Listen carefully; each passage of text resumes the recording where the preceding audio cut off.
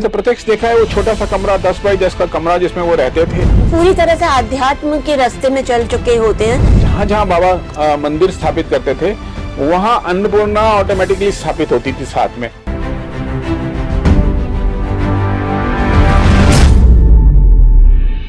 हनुमान जी के साक्षात स्वरूप श्री नीम करोली बाबा जी के कल की चर्चा को आगे बढ़ाते हुए हम आज भी उनकी महिमा का गान करेंगे। नमस्कार, आज हमारे साथ हैं संजीव जी।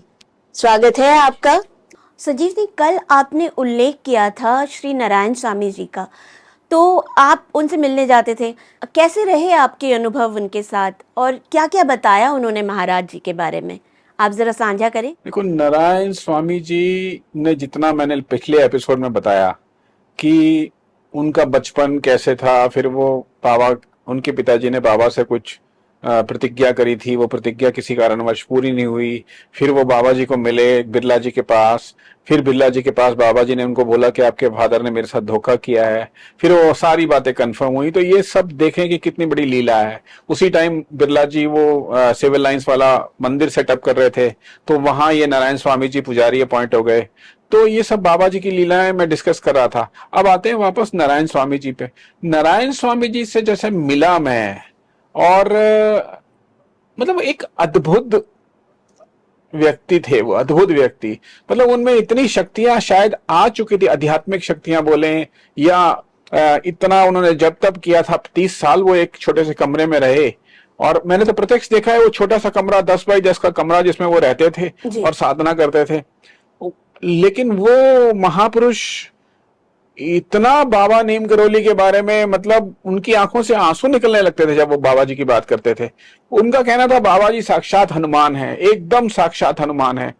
और वो ऐसा मानते थे कि जो बाबा जी ने कह दिया वो पत्थर की लकीर है। मतलब उनको कह दिया बाबा जी ने कि यहाँ बैठ के आप तपस्या करो, अगले 20 साल 25 साल, वो करते रहे करते रहे करते रहे। और आज उनकी तपस्या का हल ये है कि आज उनके शरीर छोड़ने के बाद दोनों मंदिर में हजारों हजारों लोग आ रहे हैं। तो ये सब उस टाइम नहीं हुआ, लेकिन वो सोचिए कि उन्होंने कितना बड़ा काम किया था और कितना जब तब किया था कि आज वो दोनों जगह इतना, मतलब भक्त लोग भक्ति विभोर होके आते हैं। शनिवार इतवार में देखता हूँ अच्छा खासा मेला लगता है वहां बेला रोड सिविल लाइंस में भी, और ये महरौली वाले प्राचीन मंदिर और छिपे हुए मंदिर में भी। तो नारायण स्वामी जी तो सच में मेरे को उन्होंने ये प्रत्यक्ष समझा दिया था कि नीम करोली बाबा जो हैं वो स्वयं हनुमान जी हैं, और वो किसी कारणवश पृथ्वी पे एक बाबा नीम करोली का रूप लेके आए हैं। तो ये नारायण स्वामी जी ने मुझे समझाया। और उसके बाद अनफॉर्चुनेटली कोरोना काल हुआ और उसके बाद उन्होंने शरीर छोड़ दिया। तो लेकिन आज भी उनकी स्मृतियां हमारे साथ हैं। वैसे नारायण स्वामी जी से मैं भी मिल चुकी हूँ। उनके तो चेहरे से ही बहुत ज्यादा तेज टपकता था। उनकी आंखें मतलब ऐसे लग रहा है जैसे टॉर्च जल रही है सच में। आंखें ऐसी थी, चेहरा ऐसा था, बाल ऐसे थे। और 90 साल की उम्र में आदमी इस तरह से चलना फिरना, खाना खुद बनाना, कोई हेल्पर नहीं, कोई कुछ नहीं। मैं कह रहा हूं हमारे साथ चलते थे जब वो वहां से मंदिर से बाहर निकल के हम लोग हाफ जाते थे, उनको कुछ नहीं होता था। तो ये दिस इज ऑल क्रिया योग की बहुत बड़ी सिद्धि थी उनपे। जी, पर संजीव जी देखिए, ज्यादातर हम लोग जो महाराज बाबा वगैरह को जब हम जानते हैं, उनकी बात करते हैं, तो वो लोग पूरी तरह से आध्यात्म के रास्ते में चल चुके होते हैं। लेकिन जैसे मैं जानती हूँ कि बाबा नीम करोली जी और नारायण स्वामी जी दोनों ही सांसारिक व्यक्ति थे। तो इनके परिवार से आप मिले हैं? इनके परिवार वालों के कुछ जो उनके एक्सपीरियंसेस थे, अगर उन्होंने आपके साथ साझा किए हो तो। हाँ, मैं नारायण स्वामी जी के ऑलमोस्ट पूरे परिवार को जानता हूँ जी। बेला रोड पे ही उनका घर है जी। उनके छोटे जो बेटे हैं हनुमान जी, वो अब ये महरौली वाले मंदिर की देखरेख करते हैं, पूरी पूजा करते हैं। अच्छा। उनके बीच वाले लड़के वहाँ बेला रोड वाली मंदिर की पूरी देखरेख करते हैं, सेवा करते हैं। दिन रात वहाँ पे हनुमान जी और बाबा जी की पूजा होती है। और धीरे धीरे मैं देख रहा हूँ उन लोगों में भी वो एनर्जी रोटेट होनी शुरू हो गई है। अच्छा। हाँ हाँ हाँ, बिल्कुल। उनका चेहरे में फर्क चेंज आ गया है, उनकी बातचीत में चेंज आ गया है। वो लोग बिल्कुल जुटे हुए हैं इस चीज में। जो बाबा नारायण स्वामी जी छोड़ के गए हैं उस लेगेसी को कैरी फॉरवर्ड कर रहे हैं।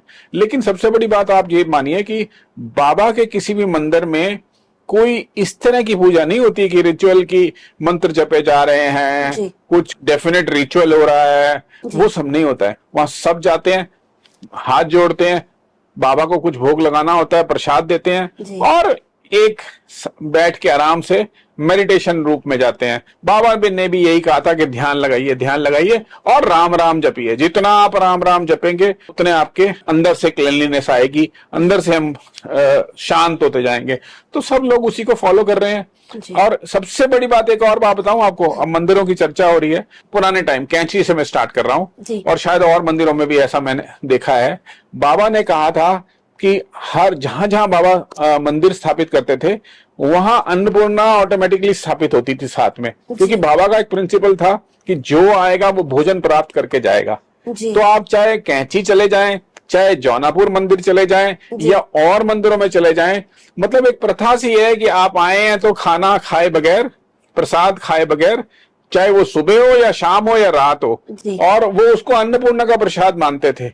और उन्होंने हर मंदिर में लगभग अन्नपूर्णा की स्थापना भी करी है। तो मतलब आप ये कहना चाहते हैं कि बाबा के जितने भी मंदिर हैं उनमें ये खास बात है, मतलब उनकी स्पेशलिटी है कि वहां पे जो भी आए, जो भी भक्त आए, वो प्रसाद पाके जाए, भोजन पाके जाए। और बाबा की आप वीडियोस देखो, कितनी फोटोग्राफ देखो, ऑलमोस्ट हर जगह वो कुछ ना कुछ बांटते हुए ही दिख रहे हैं। सेब दे रहे हैं, केले दे रहे हैं, मिठाई दे रहे हैं, लड्डू दे रहे हैं। उनकी कुछ वीडियोस अवेलेबल हैं जिनमें वो कह रहे हैं आए हो, भोजन करके लिया, चाय पी ली। तो मतलब उनके लिए ना ये बहुत इंपॉर्टेंट चीज थी। शायद हम लोग आजकल इस चीज को भूल रहे हैं कि हम लोगों को भोजन नहीं ऑफर करते, हम शायद उससे थोड़ा सा हट रहे हैं। आज मंदिर जाने का मतलब है सिर्फ जाना और भगवान की पूजा करना।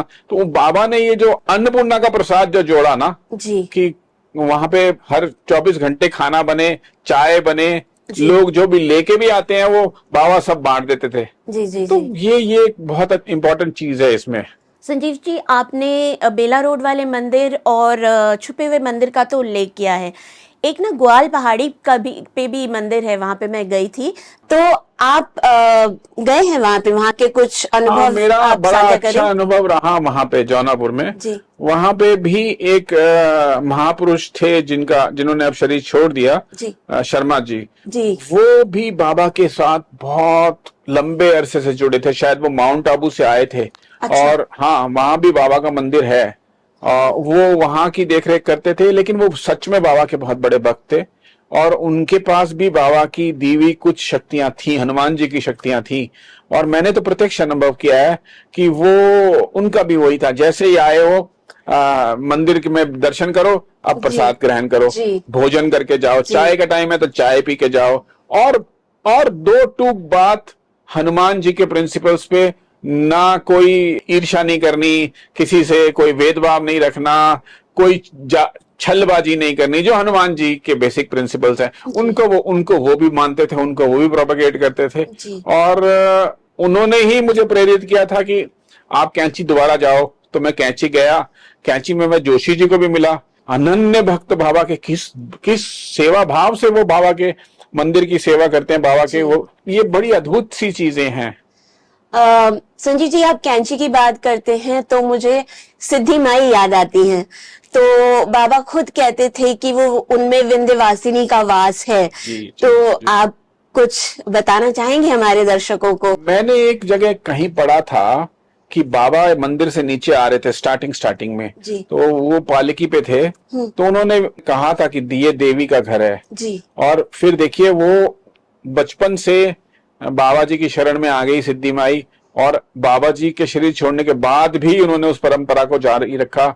और मुझे लगता है शायद वो देवी रूप, क्योंकि हनुमान जी का रूप था, और हनुमान जी मतलब शिव जी, तो वो किसी ना किसी रूप में देवी आई थी साथ में, और उन्होंने हमेशा बाबा की सेवा करी है। मेरे ख्याल से इतनी सेवा का उदाहरण मिलना भी मुश्किल है जितनी सेवा सिद्धि माई ने बाबा जी के कैंची धाम में करी है। और आज भी लोग उनको देवी की तरह पूजते हैं। मैं तो समझता हूँ मतलब धन्य है वो लोग जिन्होंने सिद्धि माई और बाबा जी के साथ वहां कैंची में जी। समय बिताया। आई थिंक बाबा जी के शरीर छोड़ने के बाद आई थिंक जो उनके जो गुण थे, या बाबा जी शायद खुद को सिद्धि माई के थ्रू लोगों से जोड़ने का प्रयास कर रहे थे। जैसे बाबा प्रेम करते थे वैसे ही सिद्धि माई भी प्रेम नहीं, सिद्धि बांटती थी। माई भी एक देव स्वरूप थी, वो भी ऊपर से उस लोक से इस लोक पे आई थी। जी। जैसे बाबा आए थे हनुमान जी के बिल्कुल, रूप में, बिल्कुल।